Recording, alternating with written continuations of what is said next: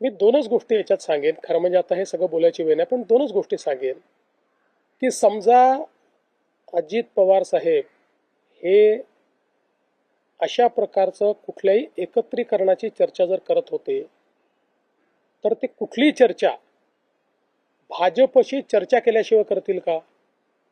त्यामुळे ते जर चर्चा करत असतील तर त्यांनी भाजपशी चर्चा केली असेल, ते करत नसतील तर वेगळी गोष्ट आहे. त्यामुळे मला असं वाटतं की पहिल्यांदा तर हे लक्षात घेतलं पाहिजे. पुन्हा एकदा सांगतो, चर्चा करायची नाही करायची, विलिनीकरण करायचं, सर्वस्वी 100% राष्ट्रवादी काँग्रेस पक्षाचं डोमेन आहे. हा आमची अपेक्षा एवढी असेल, कुठलाही निर्णय घेण्याच्या आधी त्यांनी आमच्याशी चर्चा एकदा करावी, आणि ते करतातच आणि ते पुढेही करतील. त्यामुळे याही संदर्भात दुसरं, समजा अजित पवार साहेब अशा प्रकारच्या चर्चा करत होते, तर ती चर्चा ते एनडीएतनं बाहेर पडण्याकरता करत होते का? ते काय सरकारमधनं बाहेर पडणार होते का? त्यांनी तर स्पष्टपणे सरकारमध्ये ते स्टेबल होते.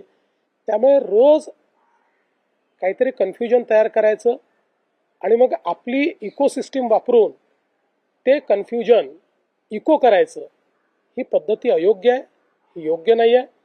बघा, असं आहे, आत्ताच्या परिस्थितीत आम्हालाही राजकारण करायचं नाही.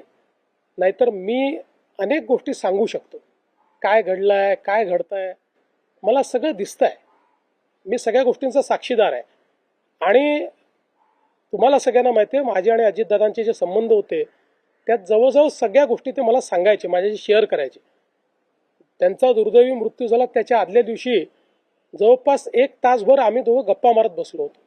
त्यामुळे मला असं वाटतं की या बाबतीत शेवटी खालच्या स्तराचं राजकारण करणं योग्य नाही. त्यांच्या पक्षाने निर्णय घेतला.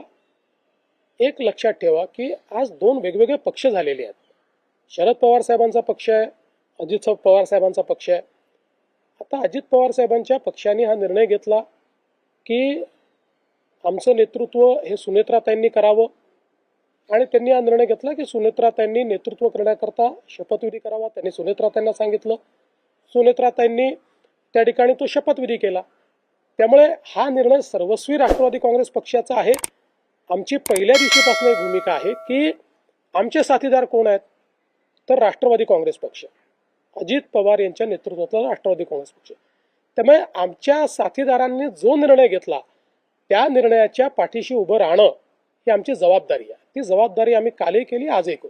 शपथविधी झाला त्याच्यावरती बरीच टीका होती की काही शपथविधी झाला किंवा राष्ट्रवादी पक्ष सुरक्षित ठेवण्यासाठी हा